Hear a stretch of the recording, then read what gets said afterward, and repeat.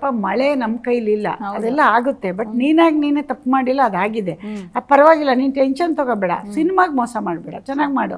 ಈಗ ಆಕಸ್ಮಿಕವಾಗಿ ನಮ್ಗೆ ಅವತ್ತು ಒಂದು ಬಜೆಟ್ ಹೋಯ್ತು, ದೊಡ್ಡ ಬಜೆಟೇ ಹೋಯ್ತು. ನಾನು ಹೇಳ್ಬಿಟ್ಟೆ, ನೀನು ಟೆನ್ಷನ್ ತಗೋಬೇಡಪ್ಪ, ನೀನು ಆರಾಮಾಗಿ ಮಾಡಪ್ಪ, ಆಯಿತು ಮಳೆ ಬಂದು ಎಲ್ಲ ಕೊಚ್ಚೋಗ್ಬಿಡ್ತಂತೆ, ಸೆಟ್ ಎಲ್ಲ ಹಾಕಿದ್ರಂತೆ. ಕೊಚ್ಕೊ ಹೊಂಟೋಯ್ತು. ಇನ್ನೊಂದು ದಿನ ಅದು ಹೆಂಗೆ ಅಂದರೆ ರಿವರ್ ನೀರು ಬರ್ತಾ ಬರ್ತಾ ಬರ್ತಾ ಹಿಂಗೆ ಬರ್ತಾನೆ ಇದೆ. ನಾವು ಶಿಫ್ಟ್ ಆಗ್ತಾನೆ ಇದ್ವಿ ಸರ್ ಅವತ್ತು ಕ್ಲೈಮ್ಯಾಕ್ಸ್ ಮಾಡ್ಬೇಕಾದ್ರೆ. ಅವಾಗ ನಂಗೆ ಫೋನ್ ಬಂತು ರಾತ್ರಿ, ಇವತ್ತು ಯಾವಾಗಲೂ ಮಾಡಿದ್ರು. ನಾನು ಮೆಂಟಲಿ ಫಿಕ್ಸ್ ಆಗಿರ್ತೀನಿ, ಯಾವಾಗಲೂ ಹೇಳಿದೆ, ಇಲ್ಲ ಟೆನ್ಷನ್ ತೊಗೊಬೇಡಿ, ಸಿನಿಮಾ ಅಂದಮೇಲೆ ಅವೆಲ್ಲ ಆಗುತ್ತೆ, ನೀವು ಕೆಲಸ ಮಾಡುವಾಗ ತಪ್ಪಾಗಿದ್ದು ನೀವಾಗಿ ಎಲ್ಲ ಕೂತ್ಕೊಂಡು ಟೈಮ್ ವೇಸ್ಟ್ ಮಾಡಿ ನೆಗ್ಲೆಕ್ಟ್ ಮಾಡಿದರೆ ನಾನು ಬೈಬೋದು, ಯೋಚನೆ ಮಾಡಿಬಿಡಿ, ಚೆನ್ನಾಗಿ ಮಾಡಿ, ಸಿನಿಮಾಗಂತೂ ಏನೂ ಕಡಿಮೆ ಆಗಬಾರ್ದು ಅಂತ ಹೇಳಿದೆ. ಆವಾಗ ಅದೊಂದು ಧೈರ್ಯ ಬಂದು ಮತ್ತೆ ಮಾಡಿ. ಅವ್ರಿಗೆ ಅದಿನ್ನೂ ಕೊರಗು, ಅಯ್ಯೋ ಅಮ್ಮ ಅವತ್ತಷ್ಟು ಖರ್ಚಾಗ್ಬಿಡ್ತು, ವೇಸ್ಟ್ ಆಯಿತು. ವೇಸ್ಟ್ ಅಂದರೆ ಆಕಸ್ಮಿಕ. ನಾನು ಹೇಳಿದೆ ಅವೆಲ್ಲ ಮನುಷ್ಯರು ಏನೇನೋ ಆಗ್ತಾರಪ್ಪ, ತಲೆ ಕೆಡಿಸ್ಕೊಬೇಡ, ಚೆನ್ನಾಗಿ ಮಾಡು ಅಂತ ಹೇಳಿ ಮತ್ತೆ ನಾನು ಧೈರ್ಯ ಕೊಟ್ಟು ಹೇಳಿದೆ.